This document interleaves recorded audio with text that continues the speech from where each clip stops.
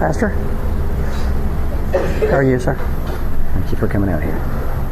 Inside this church in May, Texas, locals are gathering to mourn the tragic death of 25-year-old Shante Blankenship. Somewhere within this crowd is Shantae's killer, hiding in plain sight and watching town folks pointing suspicions in all directions. Has she had problems with anybody? There's this guy, Colin. We used to have problems because he used to ride around with them and stuff. Whoever it is a pretty sick person and they're still out there somewhere. I think it's your boyfriend going. You know, she's a good-looking girl and that makes me a dirty old man. I think that's what was said. As detectives exhaust every lead, the case eventually goes cold, leaving this small community questioning if any one of them might be the next victim. Yet, for over a year, one unusual witness sits quietly unnoticed, holding the answer detectives had been hunting for all along. He was so devious and smart. He just didn't know that that was going to be the thing that would finally catch him. The reactions that we're showing on this is, man, you're off the freaking charts. And here he is, right in front of us. How did I miss that? It's May 15th in the small town of May, Texas. Nearly 48 hours have passed since 25-year-old Shante Blankenship mysteriously vanished after going on her usual evening walk. Since then, church volunteers have searched tirelessly for any sign of her, until this Sunday morning, around 11 a.m., when one couple stumbles upon something. 911, what's the location of your emergency? I have no idea where I'm at. I am in the middle of nowhere. We were looking for Shante Blankenship. Okay. We found her. Okay. Okay, stay real still for me, okay? I'm going to try to ping your location. It's actually the old haunted house is what everybody calls it. Is she okay? Does she need any medical attention? Is she alive? She's dead. Oh, God. Okay, yeah, I've got everybody headed that direction, okay?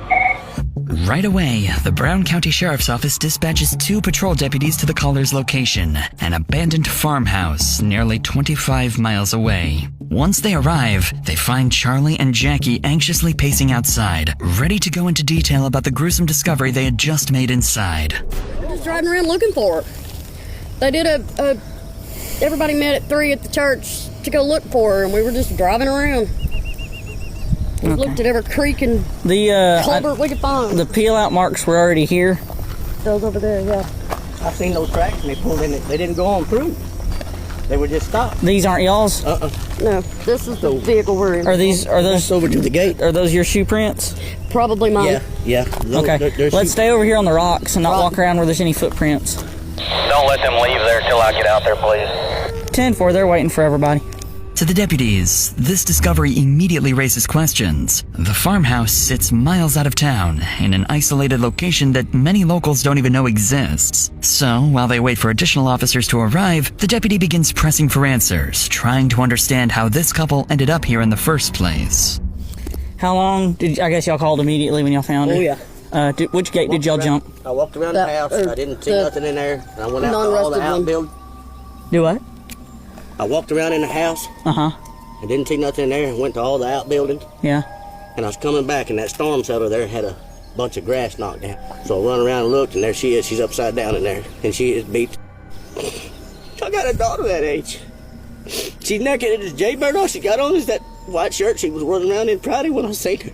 If I get my hand on them, she said, done that. I tell you that right now, Fletcher. I told them bastard. Nobody. She had the mentality of a 9-year-old. There's an old house back there. They apparently all met up at the church earlier at North Lake, and they were just coming out and driving around looking. She's in a cellar. You serious? Yeah. Well, said they were just out looking for places. That old gray house. Yeah, I think so. They said they found hair laying out on the ground. They're like, what the heck is that? And so they've already picked it up. It's like, that ain't cow hair or anything. They were wandering around and they found her in the cellar. The gate's locked, so we'll have to cut it. But there's tire tracks that pull in there and then pull straight back out. Fresh trash? Yeah, like today fresh. Indeed, these are very fresh marks, planting a terrifying thought in the deputies' minds that Shantae's killer could be somewhere nearby, keeping a close eye on the area. Shortly afterward, more units begin arriving at the scene, including the crime scene photographer. And as the deputies prepare to head towards the body's location, they'll soon realize that whatever the couple told them is nothing compared to what they're about to see. Watch that wire. Yeah. It's on your gun. There you go. You're good. Alright, here, John. Hold this. I'll step up here and I'll grab the camera and hold it. The bracelet's laying right on the other side. I'm in the curb. Okay. He said there's a little bracelet right here on the other side of the gate. He said, yeah, right over there in the middle of that grass. There's one of those wristbands, those little rubber bands like this one. It looks, the way this grass is right here, like someone's been through it recently or something. Knife laying on the ground. I don't know. Looks like it's been there a little while. Yeah, it's been there a while, but we'll go ahead and photograph it just in case.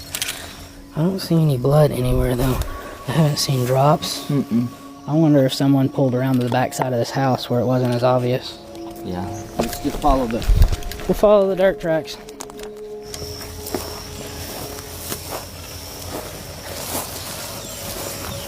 The grass disturbed. She doesn't have any pants on. Oh my goodness. Yeah. Okay, bring your finger. Video here. I want to say he said he pulled this metal back. We need to find out. I mean, because you can see where there's a path right through here. Man, this grass is still thick. There's not gonna be any prints.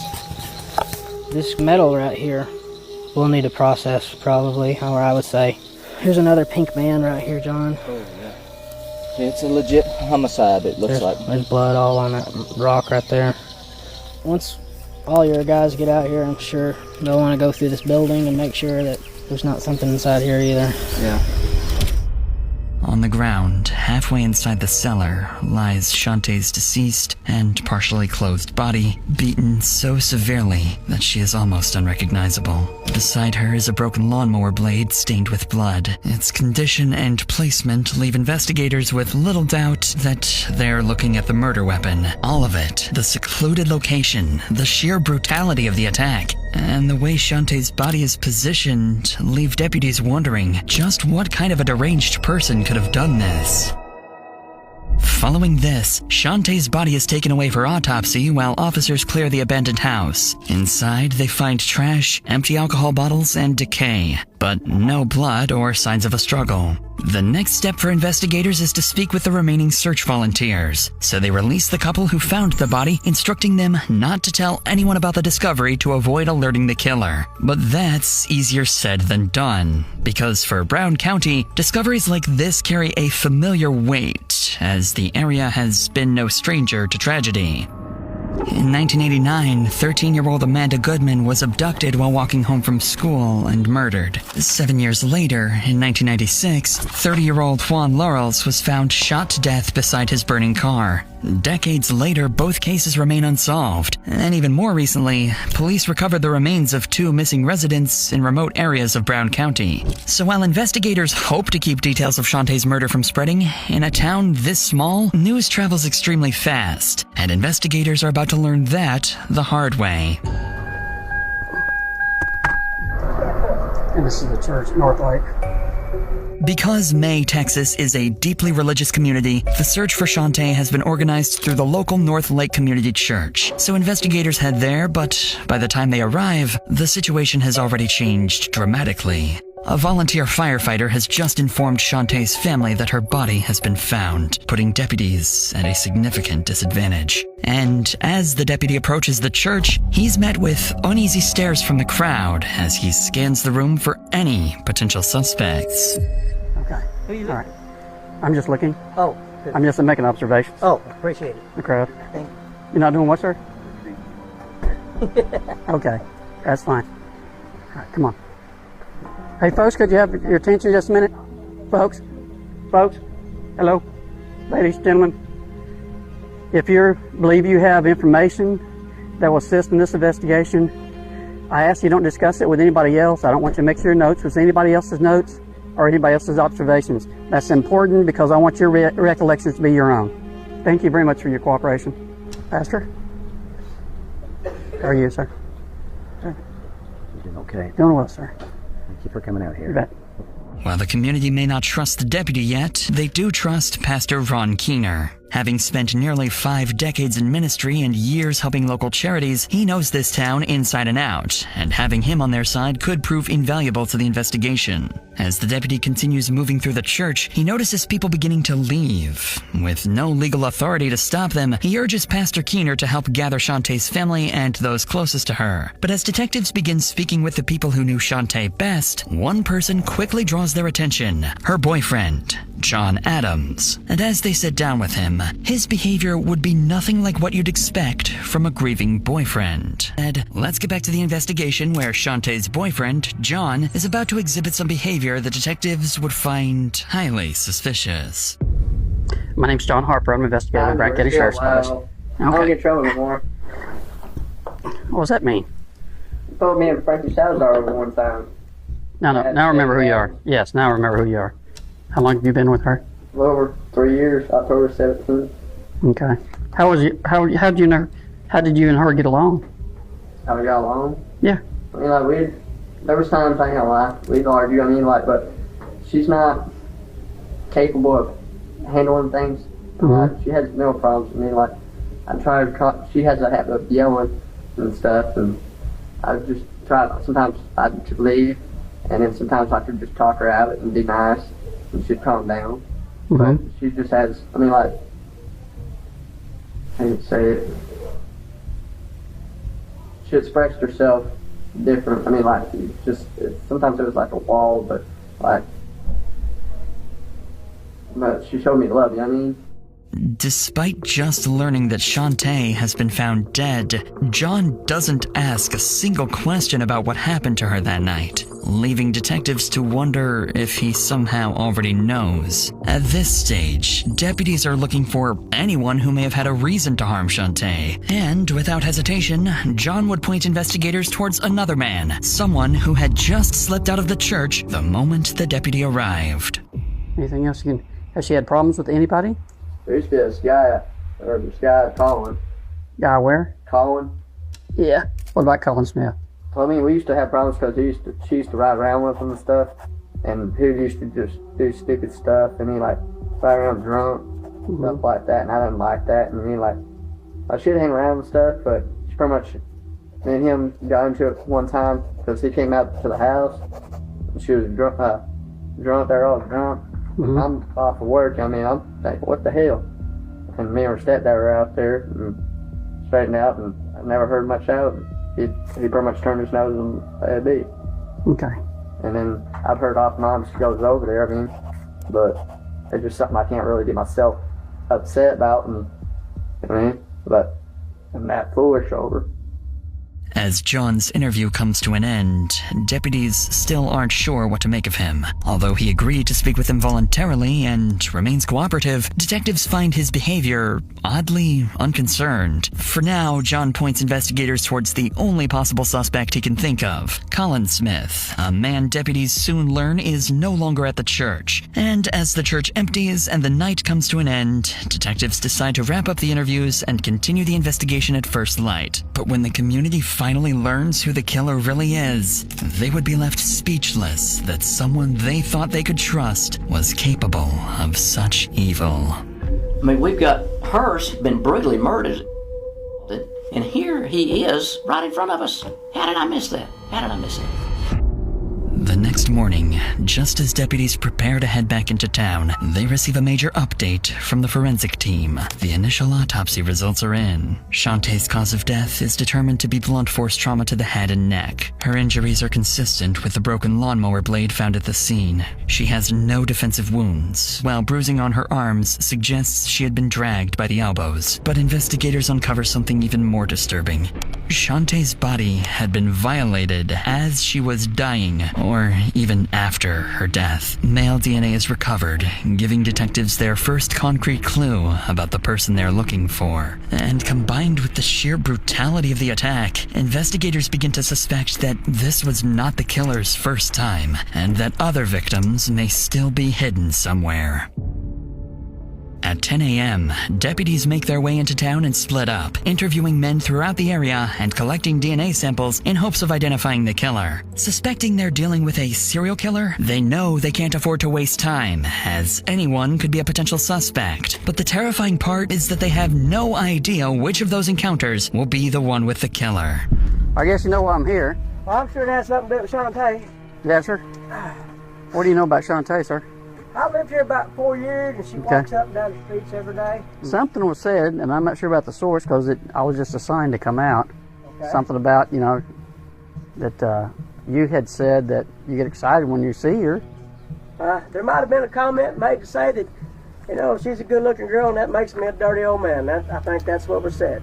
And I don't give a shit if you're male and you ain't. You're going to look at a young lady and say, well, damn, she's pretty, you know? Yeah, I hear you. Somebody reported a dead body hanging in there. And they got on that gate there and came open with him. He told me, he says, "Keep this down and leave it." How long ago was that? Oh, that's been 10 years. Oh, okay. And you just seen her and waved to her, you didn't stop and talk to her? Didn't stop talking to him. I have stopped and talked to her in the past, so she's a good little girl. You know, there's boys that would, you know, want to be with her, and John said that he was her boyfriend. She'd say Colin was her boyfriend. You never know, you know. After speaking with more than a dozen residents, detectives uncover a troubling reality. There is no shortage of men who knew Shantae, knew her routine, and may have had the opportunity to harm her, meaning there are still too many possibilities and no clear suspect. So, in search of a breakthrough, the lead detective contacts Shantae's family and learns from her mother, Michelle, that the last person likely to have seen her before she disappeared was her closest friend, Caitlin. After getting Caitlin's address, detectives drive to her house, unaware that the woman they're about to meet may hold the key to unraveling the entire case. Because no one in this house knows Shantae better than she does, or the three strange men who had recently entered her life. Caitlin, we're just trying to get as much information on this as we can. Will you just kind of tell me about Friday? What was she talking about? She was talking to me about a whole bunch of different stuff. One thing that really got me was she told me her and Colin got back together. Her and her boyfriend John talked about how they broke up because she didn't like him. And then said that actually Colin told her to meet him in the shed behind his house that night. Sorry. It's okay. Take your time. And then this guy, he drove by us in Bronco. It's white and red. You know, when you see somebody you think is really creepy, you kind of get this. He looked kind of creepy, and he waved at her, and she was like, "Yeah, that's so-and-so." He really creeped me out.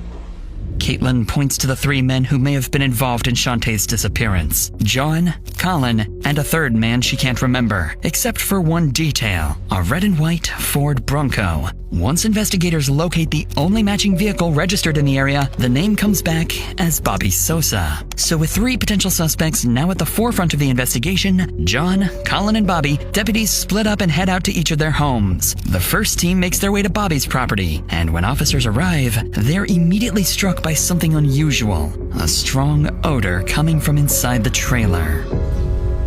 Just to follow up on everything, I don't think you were being, misleading with us or anything, but just for us to cover anything since the vehicle's in the area, do you mind if we go in your trailer and just make sure everything's okay and there's nobody in there? Yeah, you can check. There's nobody in there, but it's a mess. It's just more just to cover all of our bases. Sure, I'm saying no problem. Any guns in there, anything like that? No weapons. No weapons? Maybe a pocket knife here. That's fine. Alright. How long you lived out here, man? Like I said, not even a month. Oh, yeah? It's a mess. That's fine, man. Sure we've been in worse. I don't know. Not unless you got a hoarder around here. What? Oh, we got plenty of those, man. Hoarders. Oh, yeah. Yeah, that freezer looks like it works good, man. Runs on propane. Do what? It runs on propane. Really? Yeah, as long as we're here real quick, your storage unit right here. Is that cool? Appreciate it, man.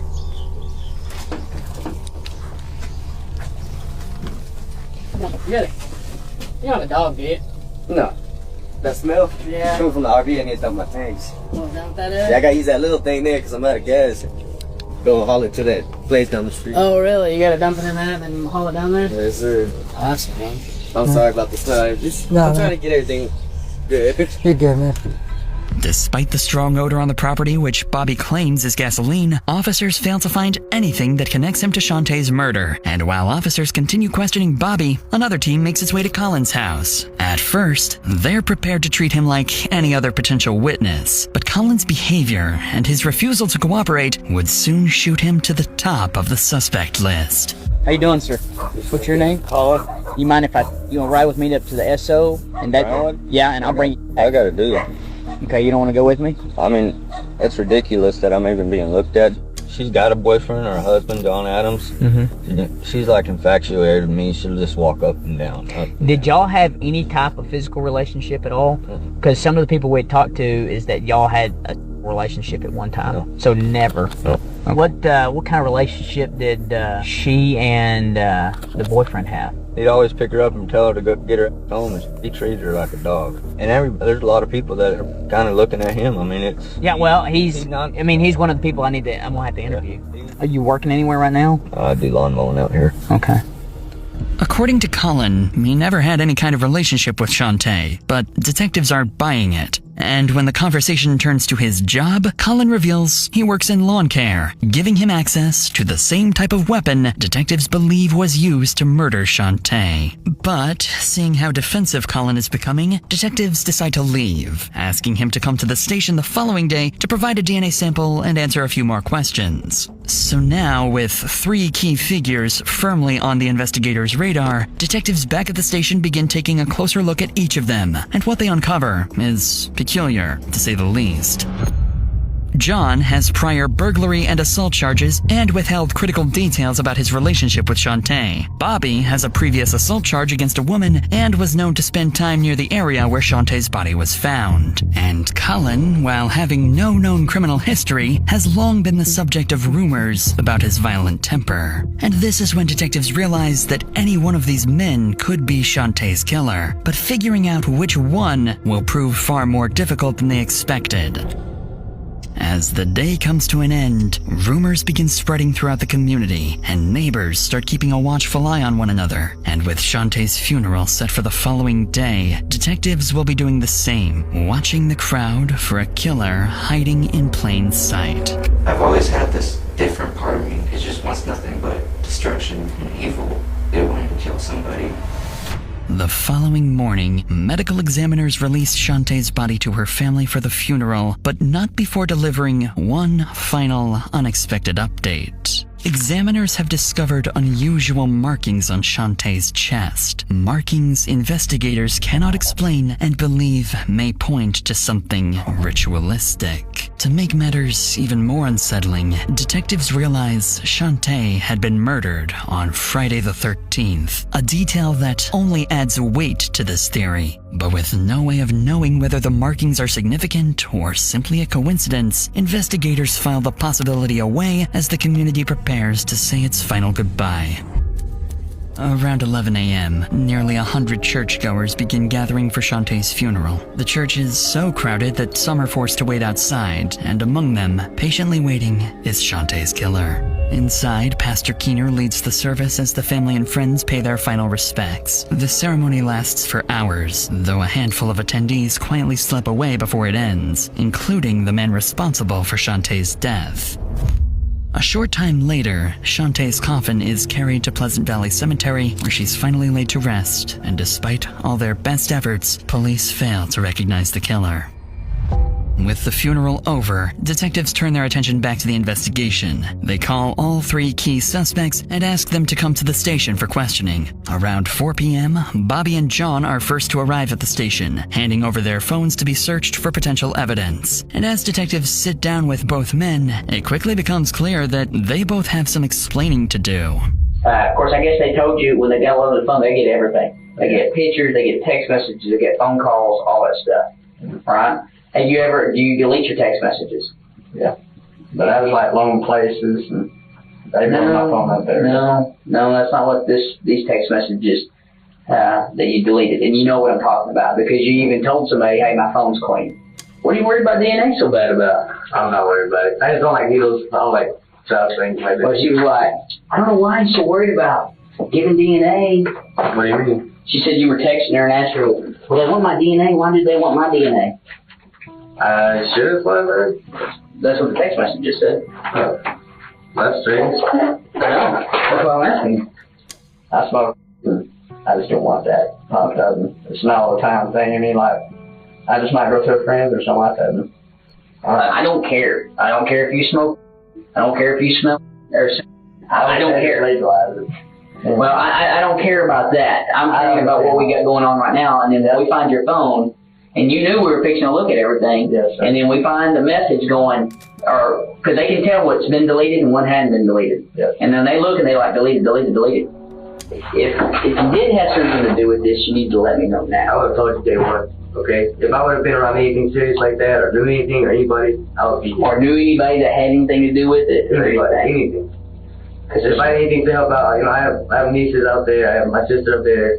Until we figure out who this person is, I mean, everything's kind of, like you said, kind of on a lockdown because everybody's scared to death right now. Yeah. Shantae told one of the girls that she was walking with that night that she was supposed to be coming back to meet Colin Smith. Yeah, that's what we've heard. Would that make you jealous if she's going to go over there and meet with Colin? Yeah, it made me jealous, but it was still considered in a way that I can't do anything about it. I mean, so it wouldn't make you mad if she was hooking up with somebody else? It wouldn't make you mad. It would, but not to stand this far away of murdering her. You know what I mean? I would never do that to that girl. I don't really have much family around here. My dad's in a nursing home. Sisters in Dallas. Well, that would make it even worse, though, because the one person that you care about, if she's sleeping around with somebody else, that would, the only connection you got out here. Yeah, I'll just move on. Upon speaking with both men, detectives notice they appear more nervous than before. That said, they also know both have prior run-ins with law enforcement and could simply be wary of being wrongly targeted. But one detail stands out. Only John appears to have deleted messages from his phone. By the end of both interrogations, only circumstantial evidence remains, so detectives release the men while instructing them to provide DNA samples. Shortly afterwards, Colin arrives at the station, and this time, things would take a very different turn. Feeling as though he may be their strongest suspect yet, investigators immediately ask him to take a polygraph test. And as they sit down with him, it doesn't take long before Colin admits he hasn't been entirely honest with them. Whoever it is a pretty sick person, and they're still out there somewhere, whether it's a guy or a girl. I mean, what do you think it's going to take to pass the test today?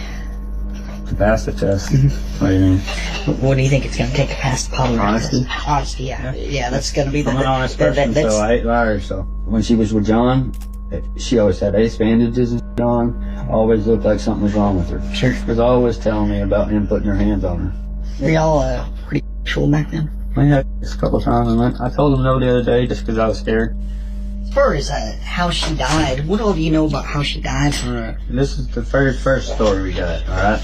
It's sickening, honestly. Sorry for cussing, but it's really sick to think how many people out there have been gossiping and like making their own stories up, you know what I mean? Like, what do you think the person that killed her is feeling right now? I don't know. Think they're feeling a little guilty about it? Do you think I think it's your boyfriend, Don. Only thing I can say is maybe Don did it out of like a crime of passion, you know.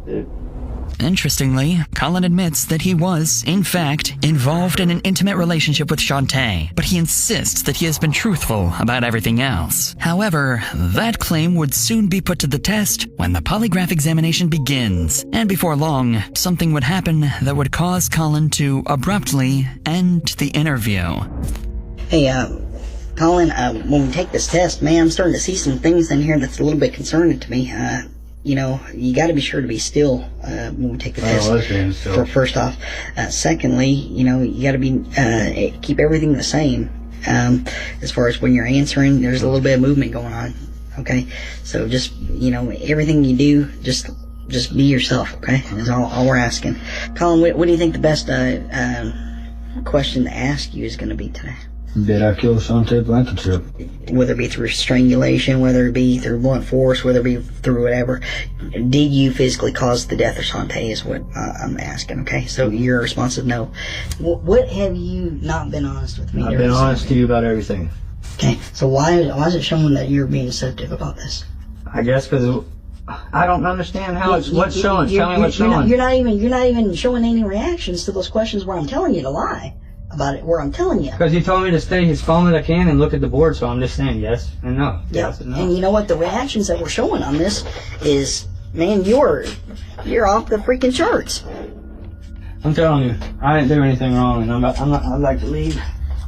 And that's up to you. I can't force you to be here, but you're the one that's that needs to clear this thing up. I did come in here to clear it. I gave DNA right off the bat, the very first one to test for DNA, and I came in here willingly. This is a bunch of crap, man. Yeah, there's the door. I did what I was supposed to do. I was 100% cooperative. As Colin walks out of the room, detectives begin to believe they may have found their killer. Because while Colin had been adamant that he had nothing to do with Shantae's death, his polygraph results appear to tell a very different story. His elevated emotional responses, reflected in changes to his breathing, heart rate, blood pressure, and perspiration, suggest he may not have been entirely truthful when answering questions about Shantae's death. That said, polygraph results aren't foolproof and aren't admissible in court as proof of guilt. DNA, however, is a very different story, and with DNA samples now collected from John, Colin, and Bobby, detectives believe the answer to who killed Shantae must lie with one of them. The samples are sent to the Tarrant County Medical Examiner's Laboratory in Fort Worth, more than 100 miles away. And while detectives and the entire community wait for answers, the killer remains free to roam the streets. A month passes, and the DNA results finally arrive. But when the DNA profile is entered to the National DNA Database, there are no matches. No match to John, Colin, or Bobby. And no matches to any known offenders in the area. Detectives are left with a troubling possibility. Perhaps their killer wasn't a local, but someone passing through town who had already disappeared for good. More than a year into the investigation, in October 2017, another investigator who had worked on Shantae's case, Carlisle Gover, would make an incredible discovery. While watching a true crime show, Gover learns about an emerging technology known as DNA phenotyping, a technique that had successfully solved another cold case by generating a snapshot prediction of what a person may look like using only their DNA. The next day, Gover rushes to tell the lead detective, Scott Bird. Within hours, the $4,000 needed for the testing is secured and the DNA is submitted. And as the image slowly begins to take shape, suspects would be eliminated one by one until the true killer turns out to be someone no one ever expected. Yeah, by the time that the Blankenship case came along, we had a couple of cases that had used the phenotyping information to help solve their cases, given the investigative capabilities that they had at that time, which were not DNA. He managed to avoid leaving any clues that got him caught. But he did leave DNA. He just didn't know that that was going to be the thing that would finally catch him. This is Dr. Ellen Graytack, Director of Bioinformatics at Parabon Nanolabs, the company behind the snapshot technology detectives used in the hunt for Shantae's killer. Within weeks of receiving the DNA evidence, Parabon's team analyzes the sample and generates a snapshot report predicting the unknown suspect's physical appearance. And as soon as it lands on Scott Bird's desk, he immediately recognizes the man, 21-year-old Ryan Riggs. Years earlier, before entering law enforcement, Bird had taught Ryan in the 5th grade. When detectives dig deeper, they discover Ryan had been there the entire time. He was a longtime family friend, attended Shantae's funeral, rode around with John calling out her name during search parties, and even hugged her parents at the wake. Detectives now know it was all an act. A years-long act that Ryan managed to maintain perfectly. On November 9th, officers head straight to his address, but instead, they're met by Ryan's parents, who reveal that he has already fled. Within hours of the image being released, Ryan manages to slip away, and once again, police are back at square one, until the following evening at a church service when Ryan decides to do something completely unexpected. As I do before every service, Scott, I stand in the parking lot greeting people. And there was Ryan standing there with his mother, Michelle. And he said, I'm going to turn myself in tonight. He said, I murdered her. And I said, at that point, I'm going to step out in the parking lot and call Sheriff Hill. We're going to take you to the law enforcement center. He said, yes, sir. I want to confess to them. To detectives' surprise, less than an hour ago, Ryan had unexpectedly shown up at a Wednesday night service where he made a horrifying confession. He was responsible for murdering Shantae. Not only that, he had just walked into the sheriff's office alongside Pastor Keener, saying he wants to turn himself in. Baffled by the situation, detectives bring Ryan into the interrogation room, and when they sit down with him, they let him speak, trying to determine whether this young man in front of them is truly the dangerous killer they've been hunting for nearly 2 years. So this happened on Friday the 13th. Tell me about that day. How did you start that day out? I don't remember how I started the day. It was just like an average day to me up until I did what I did. I had stopped and asked her if she needed a ride, and she got in my truck, and then out of nowhere I just put my left arm around her and began to strangle her. I went back to my truck and got a lawnmower blade out of the back of my truck, and I went back to where she was and I beat her to death with it to make sure that she was dead. I've always had this different part of me that it just wants nothing but destruction and evil. And whenever I saw her that day, it took over. So I knew what I was trying to get. It wanted to kill somebody. Ryan's description of what he did to Shantae perfectly matches the details from the crime scene, details that had never been made public. To detectives, it leaves little doubt that he is, in fact, the killer. If you could say something right now to Shantae, what would you say? That I'm sorry that I did what I did, and whatever I have coming towards me, I deserve. What do you think you deserve? Death for sure. Anything else? No. All right, you are officially under arrest for capital murder. With the charges laid bare, Ryan Riggs ultimately pleads guilty to the capital murder of Shantae. When news of Ryan's arrest reaches Shantae's mother, Michelle, she releases an emotional statement thanking the community for its support. Hey everyone, I don't know if everybody knows, but we caught him. We got him tonight for a capital murder trial. God has blessed us with him, and it breaks my heart because this man went to church with her, and he's just a kid himself. I wanted everyone to know that we appreciate everything y'all have done.